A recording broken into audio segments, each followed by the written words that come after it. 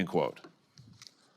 I guess my question is, Ms. Pacheco, and for anybody else on the panel too, shouldn't we be deporting these students? If we have undocumented students who are here unlawfully in the country who are violating the law, let's just be clear here now, this is a violation of the law, and if they're also deliberately inciting persecution of a person on account of their race, which surely calling for the murder of Jews does that, shouldn't we be deporting them? Does anybody think we shouldn't be? Shouldn't we be deporting these students who are here unlawfully? Ms. Pacheco? Senator, we expect a lot from our scholars, and the scholars and the students that I know love this country, respect this country, and want to and enrich not only the campuses, but also this country. That's fantastic, and I hope and bet that none of the people that you sponsor are part of this. And I certainly hope that's the case.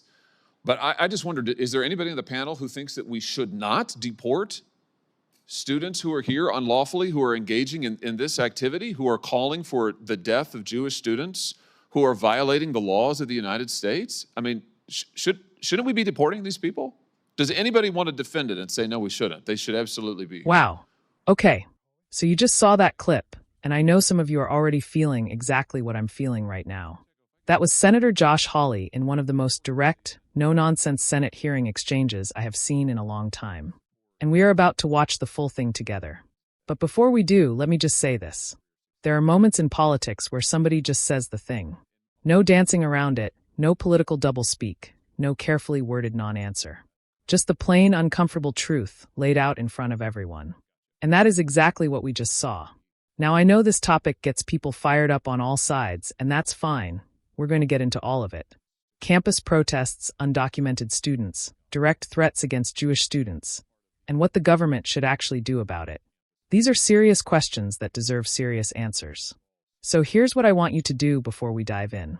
Drop a comment right now telling me your first reaction to that clip. Did it surprise you? Did it make you angry? Did it make you nod your head? I want to know.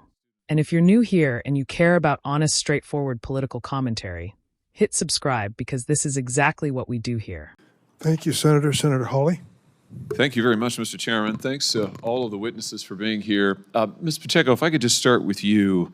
Your organization, the Dream.us, you provide support for undocumented young people for college and career success. Is that broadly right? Am I getting it right? That's correct. And among the things you do is you provide scholarships to these undocumented students. Have I got that correct? That's right. And so college scholarships, just to be clear. Correct. Okay, gotcha.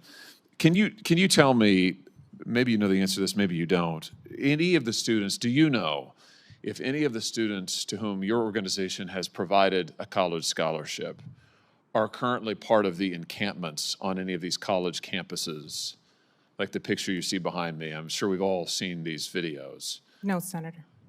Nobody to whom you provide scholarships are part of the encampments? I do not know. Oh, you don't know.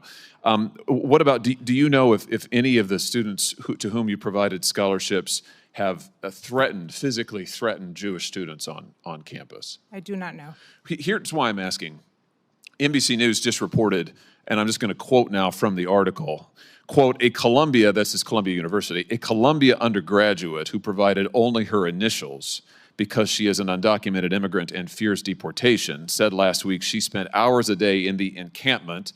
This would be the illegal encampment that's in violation of the law as well as campus policy. Spent hours a day in the encampment, I'm quoting still now, before university officials threatened to suspend those students. The article goes on, she joined, this student, joined a supplies platoon. That's a subgroup formed by pro-Palestinian campus organizers, end quote.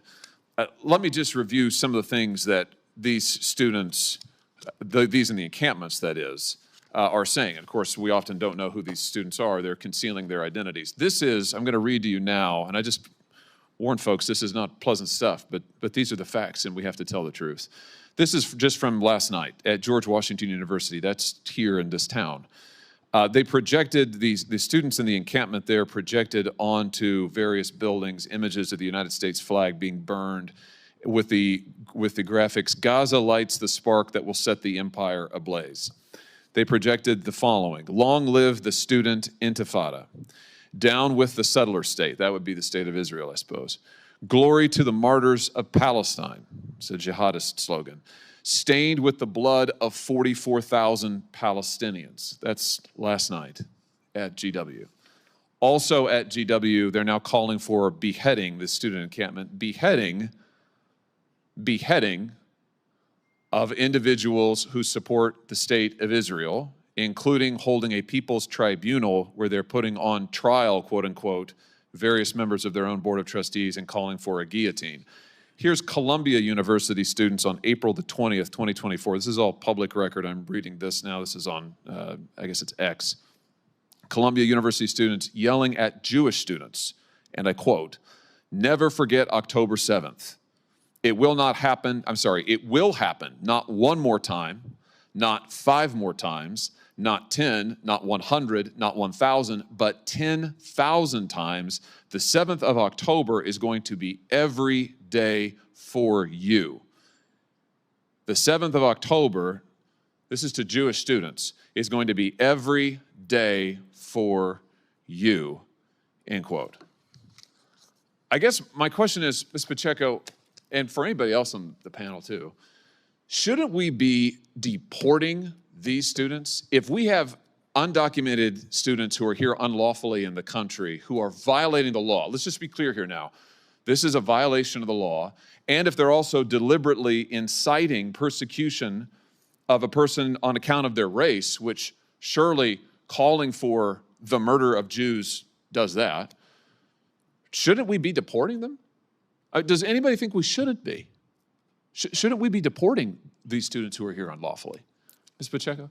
Senator, we expect a lot from our scholars, and the scholars and the students that I know love this country, respect this country, and want to and enrich not only the campuses, but also this country. That's fantastic, and I hope and bet that none of the people that you sponsor are part of this.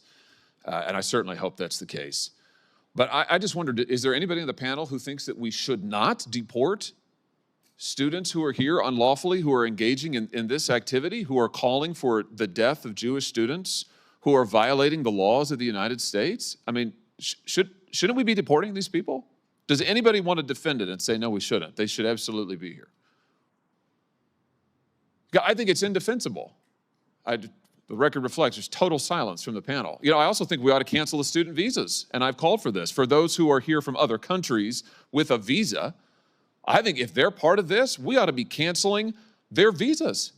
We ought to send a clear message. Actually, Ms. Pacheco, I think it was you in your opening statement put it really beautifully about how part of what we're talking here today represents the character of the country. I think that's very appropriate. And we need to send a message about this activity, not just about the trespassing and the destruction of buildings. That's bad, that's unlawful.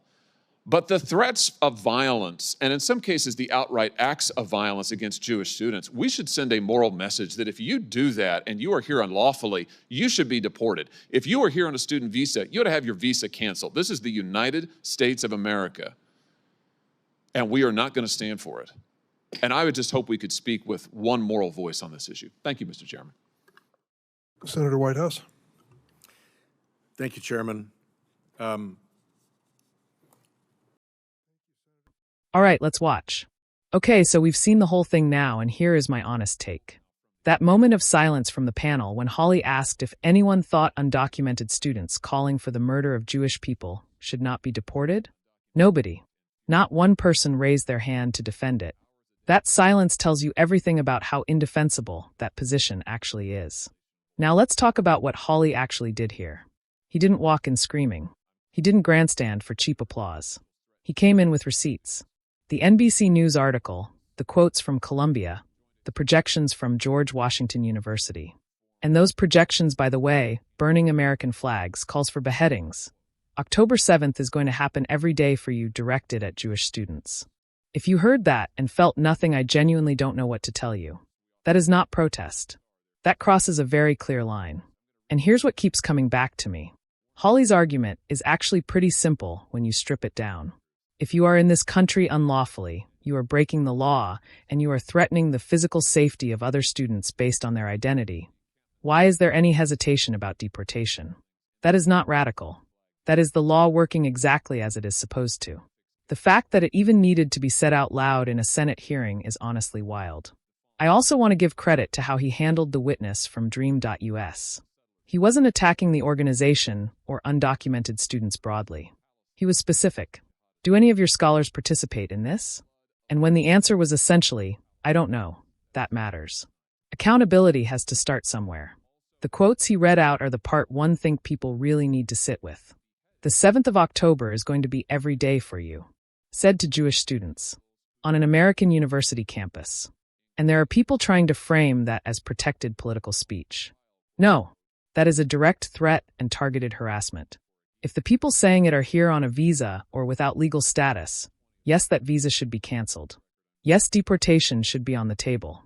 That is not extreme. That is basic. What Hawley was really calling for at the end is moral clarity. He wants the country to speak with one voice on this, and honestly, I agree. This should not be a left versus right issue. Threatening people, calling for October 7th to repeat itself, projecting jihadist slogans on university buildings. No decent person, regardless of their politics, should be defending that or staying silent about it.